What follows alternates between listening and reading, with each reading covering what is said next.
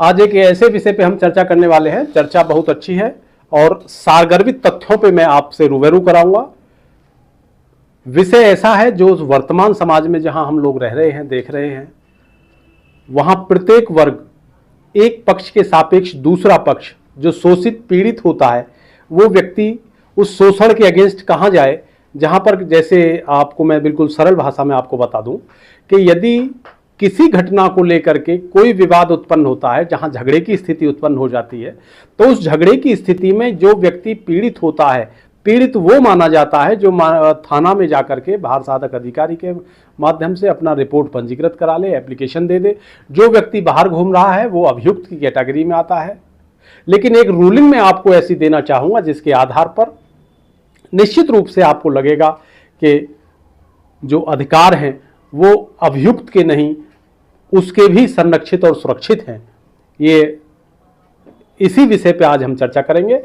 नमस्कार, मैं डॉक्टर लोकेश शर्मा, अधिवक्ता जिला एवं सत्र न्यायालय बुलंदशहर।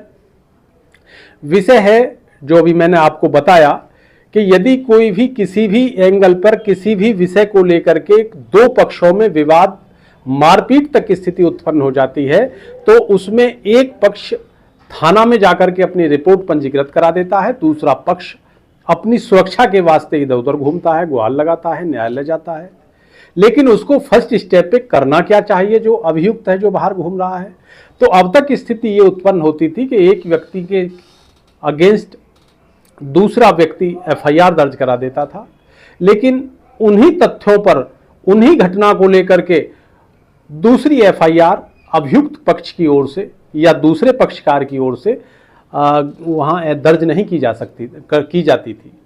लेकिन एक रूलिंग है, रूलिंग माने उच्च न्यायालय राजस्थान द्वारा प्रतिपादित है और ये 2024 में प्रतिपादित है, जिसका मैं आपको क्रिमिनल मिसलेनियस पिटीशन नंबर दे रहा हूँ 4859/2024 4859/2024। ये 9 लोग थे जो एक्यूज्ड पर्सन मान लिए गए थे। पीड़ित पक्ष थे इसमें नैनू राम, और अपोजिट पार्टी जो विपक्षी बनाए गए थे उसमें एप्लीकेशन में जो एक्यूज्ड बनाए गए वो 9 लोगों को बनाया गया, जिसमें से रामचंद्र बिसु, मंजू देवी और इसी प्रकार सुनील बिसु और पूना राम, ये गीता देवी, ये सब लोग थे उसमें। तो रामबाबू चंद्र आदि बनाम state of Rajasthan and others एक पिटीशन, उपरोक्त पिटीशन फाइल होती है राजस्थान उच्च न्यायालय में, और राजस्थान उच्च न्यायालय ने बड़ा मजेदार ये आर्डर दिया और ये 19/11/2024 को आर्डर पास किया उन्होंने। ऑनरेबल जज रहे मिस्टर जस्टिस अरुण मोंगा।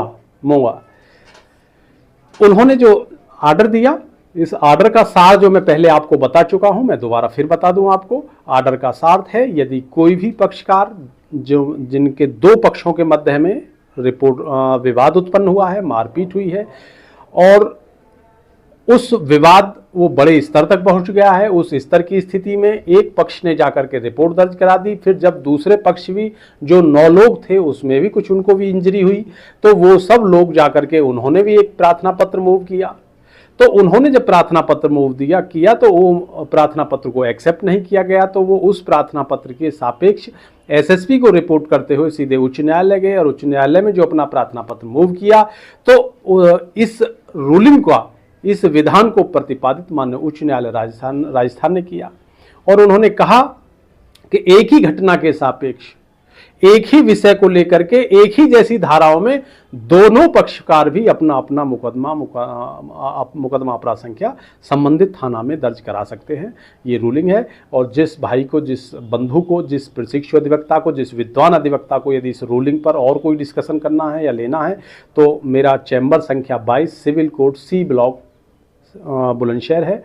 सीधे आकर के नई फैमिली कोर्ट के बराबर में संवाद सीधा कर सकता है। इसी क्रम में आज 3 दिसंबर है और 3 दिसंबर में हिंदुस्तान में अधिवक्ता दिवस के रूप में ये मनाया जाता है।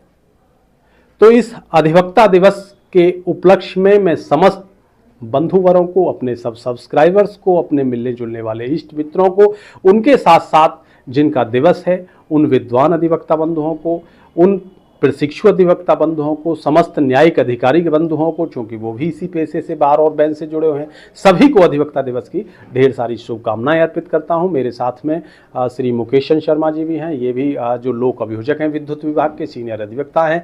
ये भी आप सब लोगों को अधिवक्ता दिवस की ढेर सारी शुभकामनाएं अर्पित करते हैं, अपने शब्दों में मुखरित होते हैं। सभी को जो है अधिवक्ता दिवस की शुभकामनाएं।